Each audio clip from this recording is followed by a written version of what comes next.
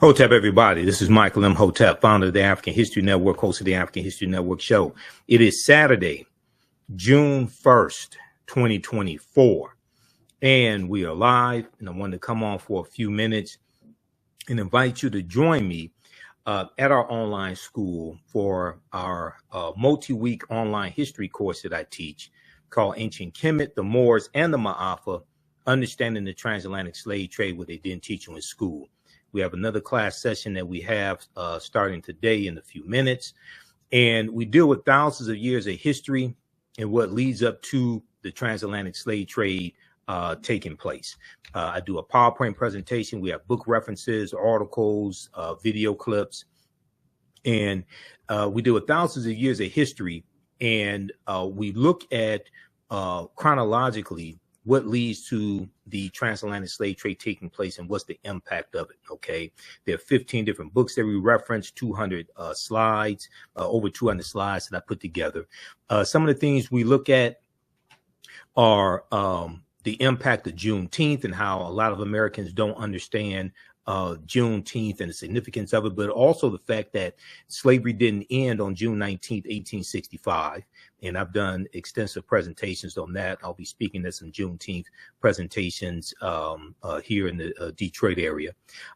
We talk about ancient Africa and who Imhotep was. We deal with things like the 1619 Project and what the 1619 Project gets wrong about the African presence in America, because Africans were here in the land we call the United States of America, going back at least 51,700 years ago. These were the Khoisan, and we did not first come to this country conquered and shackled in chains, conquered by Europeans. That's misinformation. Yes, 1619 did happen, but before 1619, there was 1526 in the South Carolina, Georgia area, and that was an attempt by the Spanish to set up a settlement. That attempt failed, but there were about 100 Africans that were taken into that area, and we're going to overthrow our oppressors. Okay, now this is 93 years before 1619, Jamestown, Virginia. But this is not talked about a lot, okay? But there's a good article from the Washington Post. Before 1619, there was 1526, the mystery of the first enslaved Africans and what became the United States. But even before this, even though this history right here is important, okay? Don't get me wrong, but even before that, there were African people that were here. So I talk about Dr. David Imhotep and the book, The First Americans Were Africans, Documented Evidence, in the class. And this book is significant because it deals with the African presence going back at least 51,700 years. And these were the Khoisan, who come from Southern Africa, and they go all around the world. They're the ancestors to the Ainu and the Twa. They go all around the world. They were here in the land that we call the United States of America as well. Now, I've interviewed Dr. David Imhotep a number of times on the African History Network show before he passed away. He became an ancestor in late 2023. But his book is phenomenal, and his subsequent book, The First Americans Were Africans, Revised and Expanded. Okay, that's the second book. But if we look at this here, he talks about the discovery by Dr. Albert Goodyear made in 2003, I think it was 2003, in Allendale County, South Carolina. Okay. And Dr. Albert Goodyear and his team discovered 13 different types of evidence thoroughly documenting an African presence in this country going back at least 51,700 years ago. They found artifacts, architecture, campsites, carvings, Egyptian writings, footprints in lava, genetic M17D haploid groups dealing with DNA and genetics, linguistics, paintings, skulls, skeletons, structures, and tools.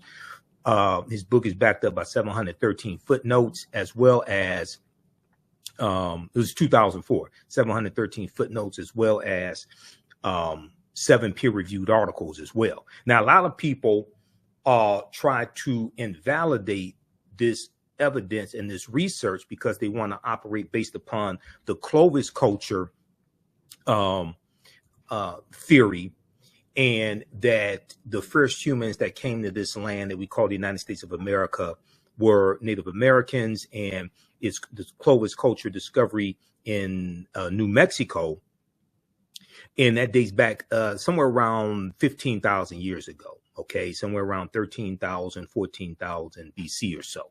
Okay, but this discovery blows that out the water, and these would have been African people. Now, when I interviewed Professor Manu and Pim, March 31st, 2024, we got into this discussion of this African presence prior to the Clovis culture. And he was talking about archaeological discoveries, and some of them I was familiar with. And I brought this one up. And we also talked about the one in Brazil that pushes the date of Homo sapiens in Brazil, in South America, back at least 100,000 years ago. Okay. So the deeper they dig, the blacker the planet gets, the more research they do, the older we get.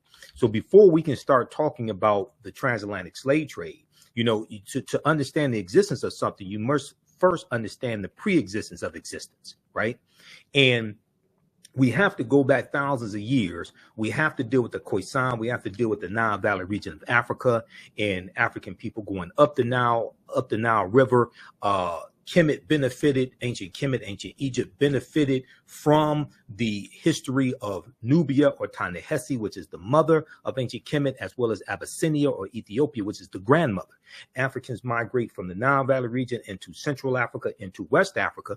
And when we look at the discovery from June 2017 coming out of Morocco, we see that Africans they found remains of Homo sapiens dating back between 300,000 to 350,000 years ago, which is at least 100,000 years prior to the earliest known remains that they had, which they found in Ethiopia about 1974, which date back 195,000 years ago.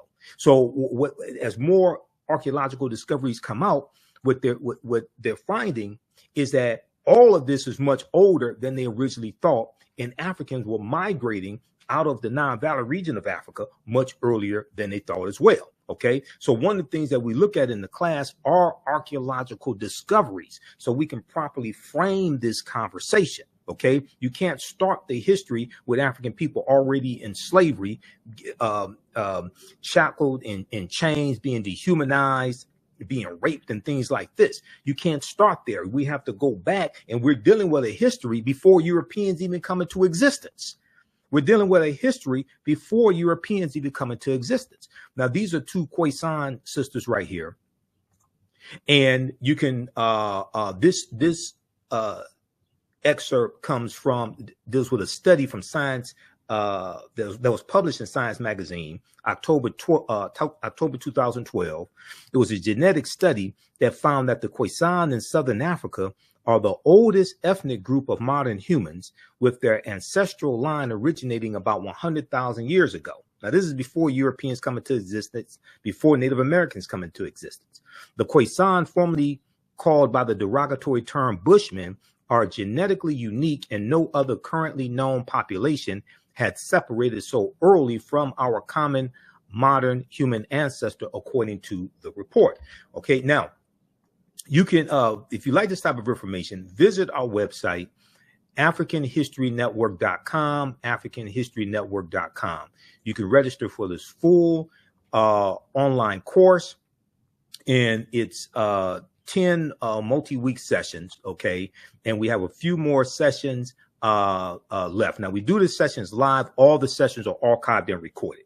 So our next sessions are today, June 1st. We're going to start up in a few minutes as soon as I finish this broadcast. So you can join us at our online school. This is taught at our online school, the African History Network online school, June 8th and June 22nd, 2024. All right. And here's the flyer as well. The classes are on sale, $60, regularly $130. We do the sessions live. All the sessions are archived and recorded. As soon as you register for this course, you can go back to class number 1. You can watch all the class sessions. They're archived. I do a PowerPoint presentation. We have book references, articles, video clips. I show you excerpts of interviews I've done with many of our scholars as well, like Professor James Small and Tony Browder and Runoko Rashidi, etc. You can look at our class lesson plan here as well. I've been teaching this class on and off since 2007. I've been studying history 34 years. I put together an extensive class lesson plan that takes you through each class session to show you an outline of the type of content that we cover. You can download the class lesson plan as well to help you in your studies, help you in your research also. Okay. We have a preview of the class here as well. And then my second class that starts up. Now we got information for my my online show, my radio show, the African History Network show as well. Facebook, YouTube, download the iHeartRadio app. You can listen to podcasts also. But my new class starts up class number 1 starts up Sunday, June 23rd, Black Resistance Movements from the Haitian Revolution, U.S. Civil War, Civil Rights Movement, and Black Power Movement, 1800 to 1968. Now, this is a fantastic class, and this class actually helps us to understand what is taking place right now in America with the attack on diversity, equity, and inclusion, with the attack on critical race theory, with the attack on voting rights, anti-Black laws being passed, all of this. This class right here, and I developed this class. I first started teaching this in late 2021. And I created this class because what I realized was the first class that I taught, I had so much information to cover. I did not have a chance to really dig in deep into this period of history from 1800 to 1968 to understand what leads to the U.S. Civil War taking place. What happens during the Reconstruction era, 1865 to 1877. We look at policies like the Missouri Compromise of 1820. We look at the Haitian Revolution, okay, 1791 to 1804, and we start with the Haitian Revolution and the Louisiana Purchase of 1803 because those two events are connected. Okay, the Louisiana Purchase, one of the reasons why it took place was because of the Haitian Revolution and Napoleon Bonaparte and the French getting their behinds kicked by the Haitians. Okay, so we take you through our history and look at this history chronologically. All right, so we look at the Missouri Compromise. We go look at the Mexican-American War, 1846-1848. Treaty of Guadalupe Hidalgo of 1848, which is how the U.S. gets California, Arizona, New Mexico, Colorado, Utah, and Nevada. Okay, this is how they get all of this territory. And we see what leads to the U.S. Civil War taking place. South Carolina is the first state to secede from the Union, December 20th, 1860, 6 weeks after Abraham Lincoln becomes president-elect. And you have them, the South thinking that Lincoln is going to free the slaves. So we look at the U.S. Civil War. We look at the Reconstruction era, 1865, 1877. And African Americans get voting rights. You have the 13th Amendment, 14th Amendment, 15th Amendment to the U.S. Constitutions. And then we see with the Compromise of 1877, we're going to see a lot of those rights reversed. And we see an attack on voting rights today, continuing the attack on voting rights and rights that African Americans were given that took place during the Reconstruction era. We see that we can draw a straight line from the January 6, 2021 insurrection that took place, not just because of the election of Biden-Harris and the big lie being pushed. That's part of it, but also January 5th, 2020, January 5th, 2021, the day before the January 6th election, you had the special Senate election in Georgia, a former Confederate state, where Senator Raphael Warnock, the African-American man, won his reelection to the U.S. Senate. And you had Senator John Ossoff, who's a Jewish man. He won, and a Democrat, he won his senatorial election. And this gave Democrats control of the Senate, a slim majority in the Senate, with Vice President Kamala Harris being a tie-breaking vote. All right. So you had Donald Trump, who was saying that African Americans, he was saying that people were cheating in Detroit, Philadelphia, Milwaukee, and Atlanta, Georgia. And these are cities that have high African American populations. I live 4 minutes away from what was known as the TCF Center, which is where they were doing the vote count in downtown Detroit. Okay, I saw what was I saw the protests going on outside, and how you had these Trump supporters out there. Okay, you can draw a direct line from the collapse of Reconstruction and the political violence that helped bring an end to Reconstruction and what's taking place right now. Okay, so we deal with this in these two classes. Visit our website, AfricanHistoryNetwork.com, AfricanHistoryNetwork.com. You can register for these classes right now. You can join us in class today, because we have a few class sessions left of my main class that I teach, called Ancient Kemet, one of the original names for Egypt, the Moors, and the Maafa, Understanding the Transatlantic Slave Trade, what they didn't teach you in school. Okay, so it's on sale $60, regularly $130. Like I said, we do the click right here to register here. We do the sessions live. All the sessions are archived and recorded. You can go back and watch it anytime. The content is PG-13, so you can use this content with your children also. It's not overly graphic. I don't do a lot of cursing or anything like that. All right. And you can download our class lesson plan, which will help you in your research. Okay, so we take you through our history. We look at different archaeological discoveries, like on the Greek island of Crete, they found stone tools that date back 130,000 years ago. This was in 2010. This is an article from the New York Times. We look at things like Tanis Heraklion, the lost city of Egypt, which is about 1,200 years old, and it was believed to have been built around 8th century BC. We look at things like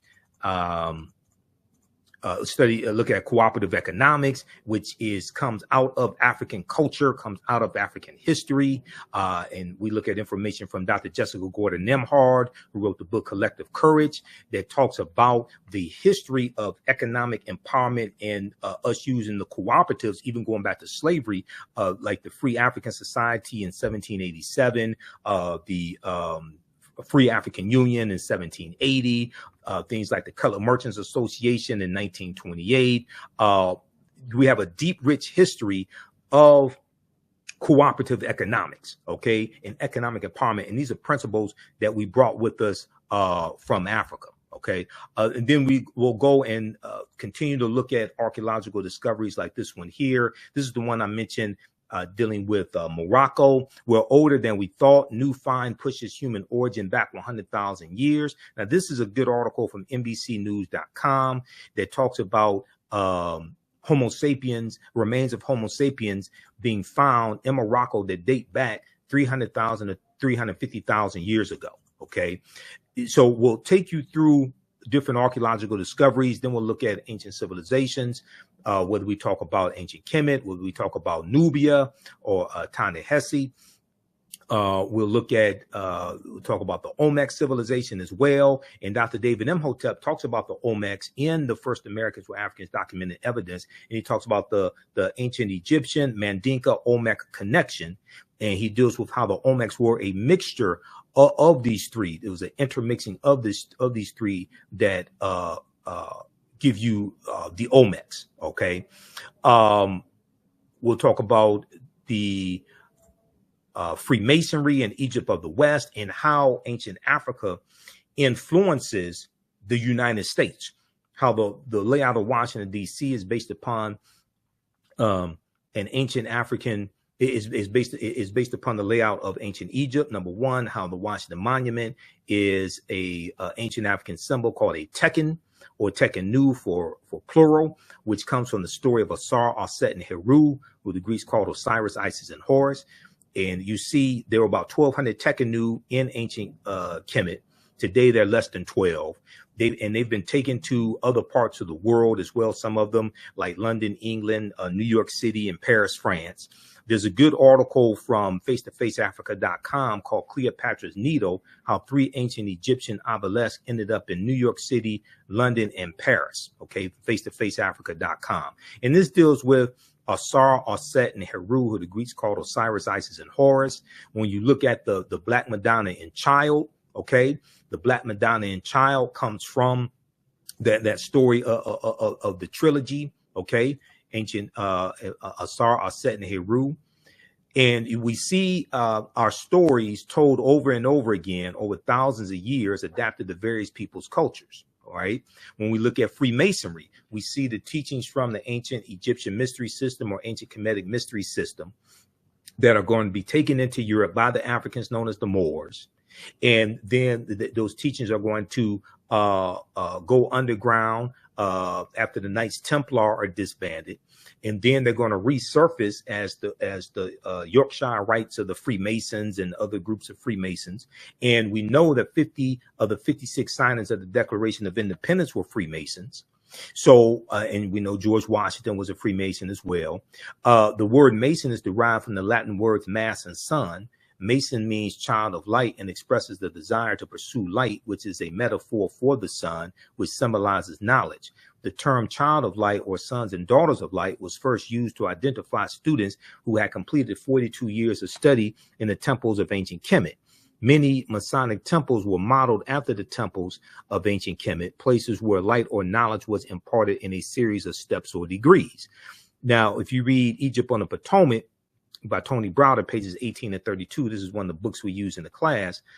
He deals with this, okay? And we show you don't have to buy any of the books if you don't want to. We show you excerpts of the books on the screen.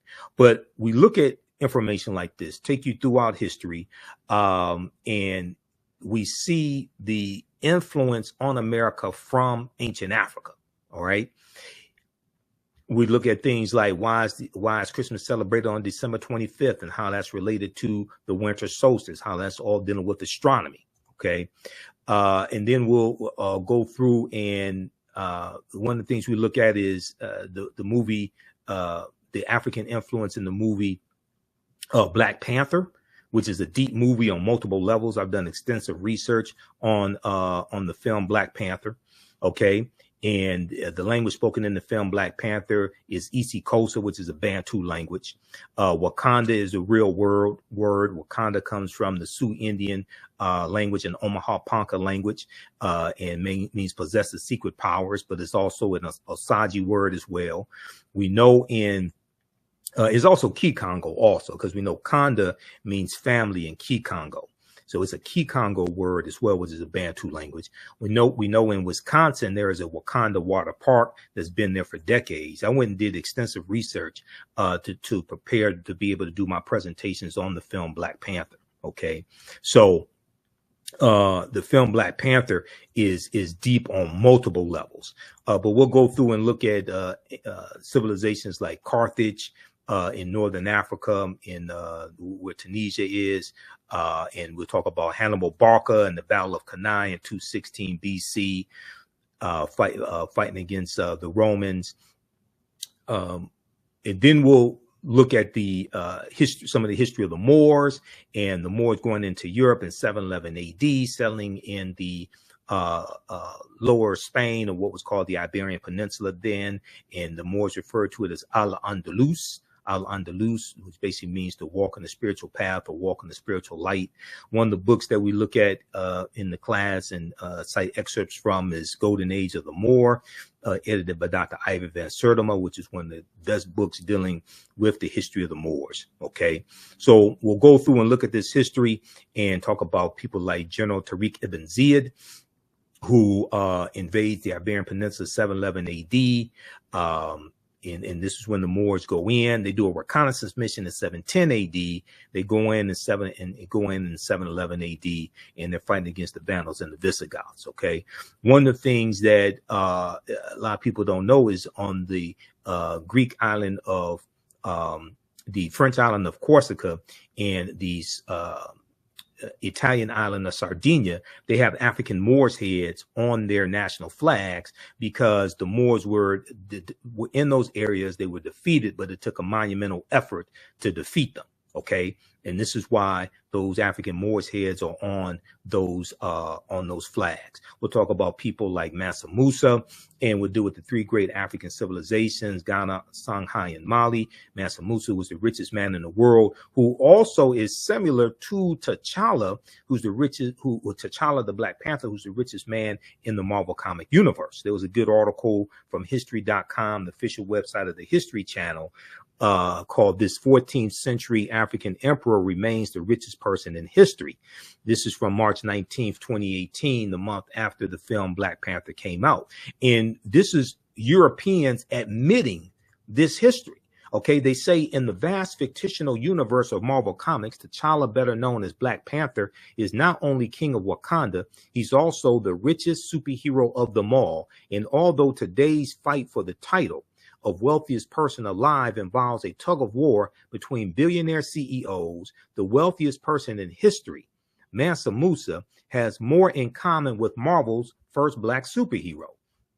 Mansa Musa became ruler of the Mali Empire in 1312 AD, taking the throne after his predecessor Abubakar II, for whom he'd served as deputy, went missing on a voyage he took by sea to find the edge of the Atlantic Ocean.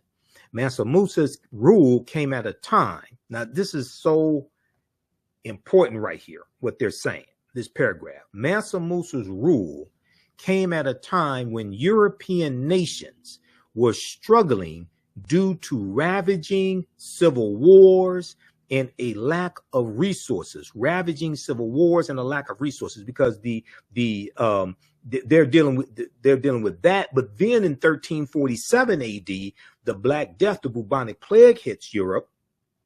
We just talked about that last class. And from 1347 to 1400, Europe loses between 1/4 to 1/3 of their population. Okay, the Black Death, the bubonic plague, Europe loses somewhere between 25 million to 75 million people.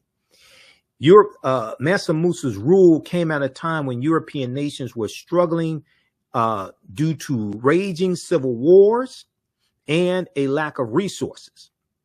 During that period, the Mali Empire flourished thanks to ample natural resources like gold and salt. Okay, so we're going to see how the 800-year occupation of Europe by the Africans known as the Moors are going to lead to Cristoforo Colombo setting sail August 3rd, 1492, late in the same year that the African Moors lose control of Granada, January 2nd, 1492, their last Spanish stronghold. Okay, and it's going to be August 2nd, 1492, that the Spain expels the Sephardim, the Sephardic Jews, the day before Columbus set sail. Now, Columbus was trying to get King Ferdinand and Queen Isabella to finance his voyage for about 7 years. So we'll go through and look at what Columbus was looking for, how all this happened. And one of the things that we have to understand is Columbus never came to the land that we call the United States of America. The closest he came here was Cuba, which is 90 miles away. At history.com, the official website of the History Channel, when you go research Christopher Columbus, they show you where he went. He never came to the land that we call the United States of America. Okay. And we know that the Spanish are the second ones involved in the transatlantic slave trade. The first ones were the Portuguese, beginning in 1441 with Anton Gonzalez going into what is modern day Mauritania. But we're going to see the transatlantic slave trade slowly expand. But one of the things that causes it to explode is Columbus and his 4 voyages and going into places like Hispaniola or Santo Domingo. And on Santo Domingo, you have the Dominican Republic and you have Haiti. And we know in 1697, the French are going to take the western third of Hispaniola or Santo Domingo, and they're going to call that Saint Dominique. And in 1791, there's a revolution in the Saint Dominique colony, which becomes known as the Haitian Revolution. That's where Haiti is today. All this land is conquered on behalf of Spain by Christopher Columbus. August 3rd, 1492, Columbus set sail on the Nina, the Pinta, and the Santa Maria. He goes into what we call today the Bahamas. He called it San Salvador, which means Saint Savior, but then he became a devil to the people. He goes into Cuba. He goes into Hispaniola. Cuba did not get its independence from Spain until 1898 during the Spanish-American War. Okay? That's about 400 years after Columbus conquers Cuba. He goes into the West Indies. He goes into Boricuan, what we call Puerto Rico. He goes into Jamaica. Okay, so a lot of these places that people like to go on vacation, right? A lot of these Caribbean islands and tropical islands that like to go on vacation were raped by Columbus and his men on behalf of Spain. Jamaica was one of them. Puerto Rico was one of them. He goes into Trinidad. He goes into Venezuelan mainland, South America. He goes into Panama and Honduras, right? So when we see things taking place in this world today, like with Haiti, in the conflict in Haiti, we can trace that right back to these colonizers. This is why understanding history is so important, because your understanding of politics is directly related to your understanding of history. And unfortunately, many Americans don't understand either one. Okay, so we'll look at the influence of Columbus, and then Columbus and his 4 voyages are going to lead to King Charles V and the Asiento de Negros. Okay, King Charles V and the Asiento de Negros, August of 1518. And this drastically expands the transatlantic slave trade. And it causes the first direct routes from Africa to their final destinations and not having to stop in Europe, not having to stop in Spain. Okay, we'll look at things like the doctrine of discovery, Dum Diversas, 1452, and Pope Nicholas V, etc. So this is a deep history. So we go through and look at this history chronologically as much as we can. Okay, so register for this class: Ancient Kemet, the Moors, and the Maafa. Understanding the transatlantic slave trade, what they didn't teach you in school. We're going to do it a lot of history you've never heard before. People like Bartolomé de las Casas. You can't talk about the transatlantic slave trade without talking about Bartolomé de las Casas, Christopher Columbus, King Charles V of Spain, because de las Casas is the one who advocates for Africans, primarily, secondarily, some white people to be enslaved as opposed to Native Americans. He's the one that proposes this, and he traveled on some of the voyages with Christopher Columbus. Right Reverend Bishop Bartolomé de las Casas. Now, de las Casas is going to quickly regret that and fight against the transatlantic slave trade, but it's too late. This thing has exploded. Okay, 1518 is before the English get involved in 1562 with Sir John Hawkins. All these European nations did not get involved in the transatlantic slave trade at the same time. This thing slowly evolves. Okay, visit our website, AfricanHistoryNetwork.com, AfricanHistoryNetwork.com. Register for these 2 online courses. And like I said, we do the sessions live. All the sessions are archived and recorded. You can go back and watch it anytime. You don't have to be live in the class. You can see me in the class. I can't see you. Click right here, register here, and it takes you to our next page. Click right here to enroll. All right. And then also register for the second class that I teach coming up June 23rd. Black resistance movements from the Haitian Revolution, U.S. Civil War, Civil Rights Movement, and Black Power Movement, 1800 to 1968. Okay, because these 2 classes are going to blow you away. You can use this content with your children. Like I said, the content is PG-13. I don't do a lot of cursing or anything like that. The class is very visual. Okay, and you're going to learn so much in this. And that second class that I teach, like I said, directly relates to what's taking place right now with politics. Your understanding of history, your understanding of politics is directly related to your understanding of history. So when we get into this class, and one of the things that we deal with is the party realignment between the Democrats and Republicans that began in 1928 with what's called the Lily White Movement of 1928, which was the effort of Republicans to push African Americans out of the Republican Party and ignore our needs and concerns. That began with the Republicans wanting to get Herbert Hoover elected as president in 1928. So they appealed to Southern segregationist Democrats in 5 former Confederate states. And African Americans started slowly going over to the Democratic Party, because even though we were leery of them, we saw them being more receptive to our issues. Then in 1947, 1948, when Harry Truman was running for president, the Democratic Party had a more pro-civil rights agenda, which caused backlash with the Southern segregationist Democrats known as Dixiecrats, and Strom Thurmond is going to run for president as the Dixiecrat candidate. Strom Thurmond loses, Harry Truman wins, but Strom Thurmond eventually is going to leave the Democratic Party, leave the Dixiecrats, and where does he go? He goes to the Republican Party, where he is until he dies. And you're going to have a lot of those Southern segregationist Democrats who leave the Democratic Party and go to the Republican Party, and the party realignment ends with the election of Richard Nixon in 1968, who ran as a backlash to the civil rights movement, the Black Power movement, the rebellions that were taking place in this country, who ran as a backlash to the social services programs, the Great Society programs from the Lyndon Baines Johnson. He ran as a backlash to all of that, and he ran on white grievance, and he ran on a platform of law and order. And law and order, when you hear people talk about this like Donald Trump, law and order, who was friends with Richard Nixon, that means protect white people and lock up African Americans. When you hear that, okay? And then June 17th, 1971, what does Richard Nixon do? He declares the war on drugs. That's where the war on drugs begins. I did an extensive presentation, a 2-hour lecture dealing with the history of the war on drugs and the origins of it.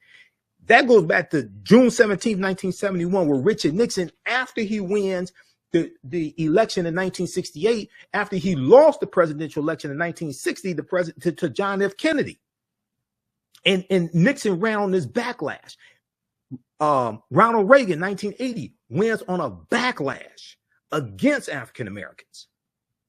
This is a deep history. Your understanding of politics is directly related to your understanding of history. So when you see me on Roland Martin Unfiltered, and I've been on Roland's show almost every week since October 2020, almost 4 years.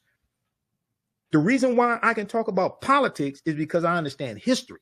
So you see me providing historical and political analysis because I understand both of them. I teach this history. All right, we got to get out of here. I have to teach this class. You can also support the African History Network, $, the AHN show, $, the AHN show through Cash App, $, the AHN show through Cash App, and through PayPal, paypal.me/the AHN show. This is our official Cash App account. Now, there's some fake ones out there I'm still trying to get shut down. That's why I created this graphic, because they've been stealing money from us. And if you see some of these fake ones, please report these bastards to, please. They've been stealing money from us, okay? And it hurts us financially. There's about 5 fake African History Network Cash App accounts out there that I've identified. Ours is $, the AHN show, SHOW. When you go to it, it'll say Michael. Usually it'll show my picture there, but you click on this link right here. This takes you to a QR code. This is our Cash App account. All right. These other ones out here are fake.